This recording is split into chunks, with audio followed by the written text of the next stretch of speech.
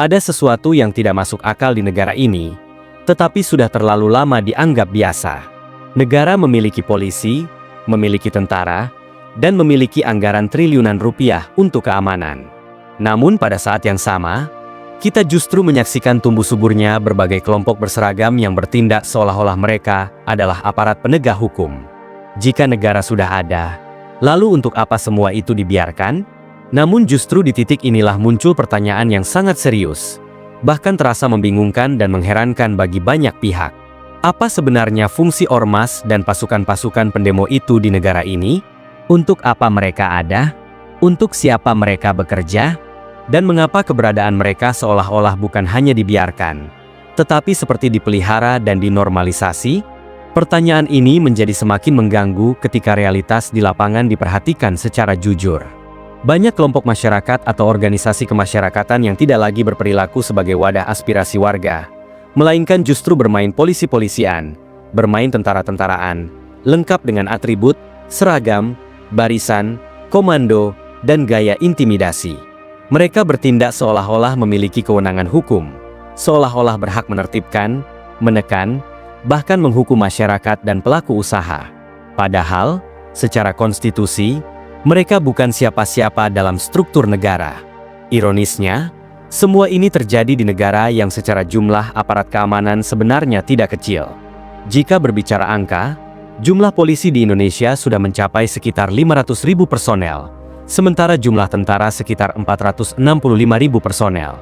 Bahkan dalam berbagai wacana strategis, terdapat rencana untuk menambah kekuatan militer secara signifikan hingga mendekati 1 juta tentara. Maka pertanyaan yang paling sederhana, paling logis, dan paling jujur pun muncul. Kita ini sebenarnya sedang bersiap berperang melawan siapa? Kalau memang negara merasa kekuatan aparat masih kurang, silakan saja ditambah.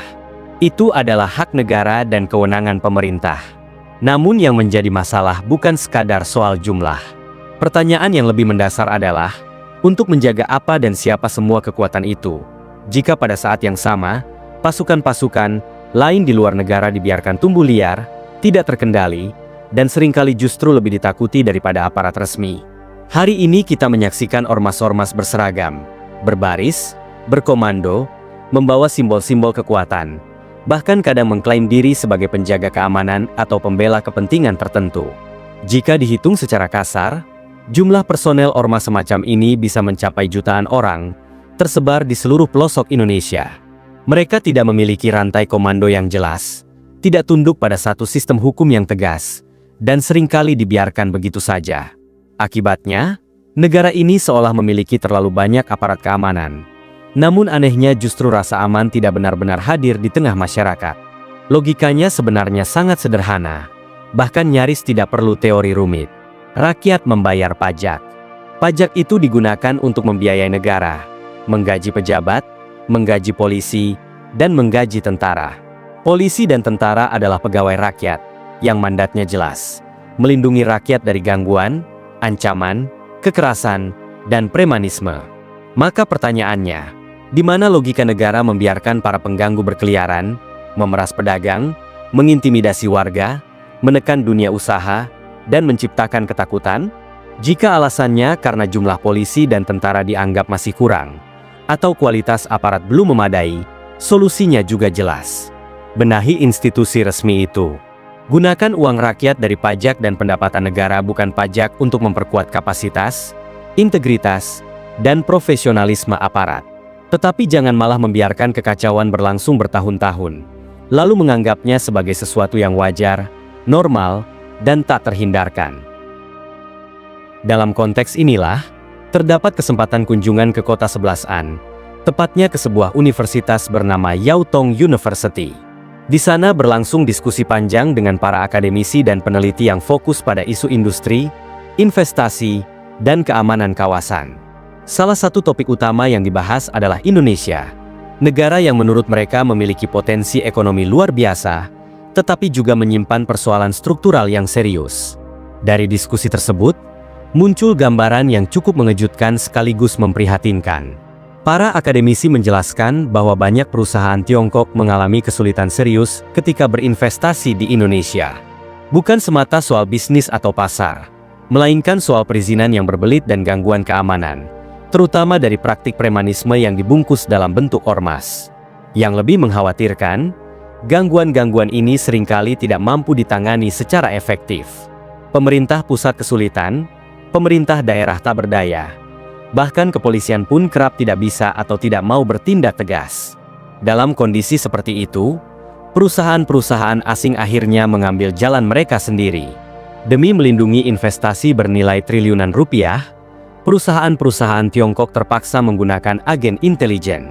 Agen-agen ini tidak datang dengan seragam atau senjata, melainkan menyamar, berbaur dengan masyarakat lokal, masuk ke lingkungan sekitar pabrik, bahkan melakukan penetrasi ke dalam ormas-ormas yang bermasalah. Mereka mempelajari struktur sosial, budaya lokal, pola kekuasaan informal, hingga siapa berpengaruh dan siapa bisa diajak bekerja sama. Dengan pemahaman yang sangat detail itu, mereka kemudian menciptakan kondisi aman versi mereka sendiri. Perlahan tapi pasti, gerakan ormas-ormas nakal yang sebelumnya sulit dikendalikan justru bisa diredam.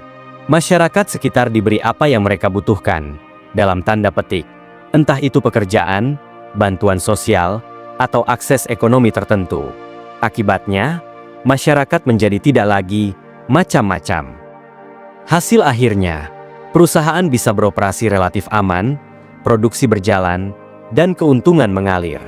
Dari luar, semuanya tampak harmonis, seolah-olah semua pihak diuntungkan.